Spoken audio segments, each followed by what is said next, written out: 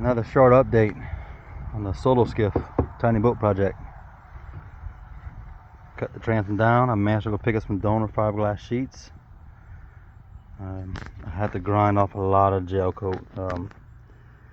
Apparently when they repaired the transom to make it taller, they didn't sand down to gel coat. I mean, they didn't sand down to bare glass. They just went on top of the gel coat.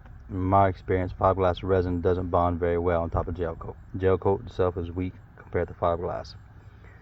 So I ground away probably a 1/4 inch thick of material from the last 4 inches all the way around.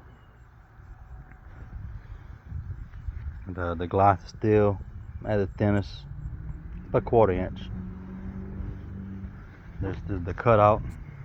You can see better. I was talking about when they added on. It's got cracks through where they added on the transom. It's crack here. It had a big crack in the original glass. Crack here in the original glass. So this had to go. But I'm gonna use this as a template. I'm gonna cut the plywood next. Put the piece of plywood in.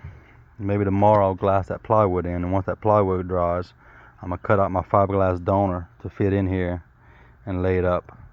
Make it all one solid piece. It's gonna be a 16.5 inch transom. Before I decide to do that though, I need you to talk me out of it.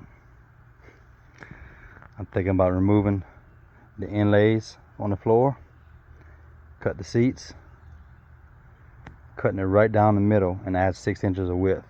Talk me out of it, because that's a lot more work. I think for now I'll just put a transom on, but if I want to add the width later, that means I gotta tear apart the new transom I just built to add width later.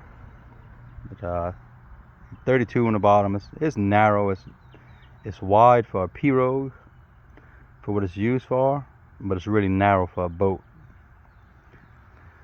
But it's helping that it's got 5 inches of spray rails on both sides, so that increases the width once the boat's on top. So maybe I'll just put a transom, try it as is.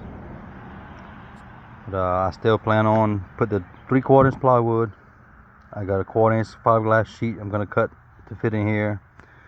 Do maybe 2 layers of glass on the outside, 2 to 3 layers of glass on the inside. I may do 3/4 plywood with 1/2 inch over it, just on the inside of knee braces, 1/2 inch. That way my transom's gonna be, I don't know, 1.5 inches thick total.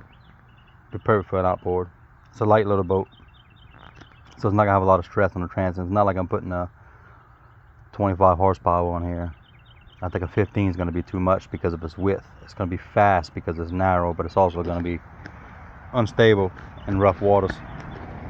So yeah, next I'm going to work on cutting the plywood, and I'll do a little update video once the plywood's cut and ready to be glassed in. And the donor piece of fiberglass, if you're wondering where I got that from, I pick up boats all the time, fiberglass boats that are rotten.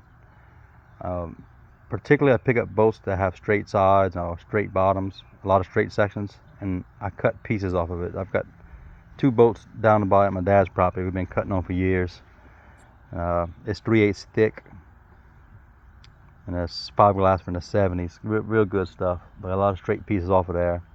So that's what I'm building my knee braces out of. It'll be solid fiberglass. They're 3/8 thick, so I'll probably lay up 2 of them together per side, so that's be nice and thick. Secure it to the floor, and she ought to be solid after. I've done that with my Carolina skiff about 5 years ago. I made 2 big knee braces, same method. I doubled up 3/8, laminated together, and glassed it in. We have a 130 Johnson on it, and my transom was only 20 inch, and that 130 Johnson requires 25, so we jacked the engine up, and my dad takes a lot of rough seas with it, and not a single crack in that fiberglass. So yeah, I'm gonna do the same method here.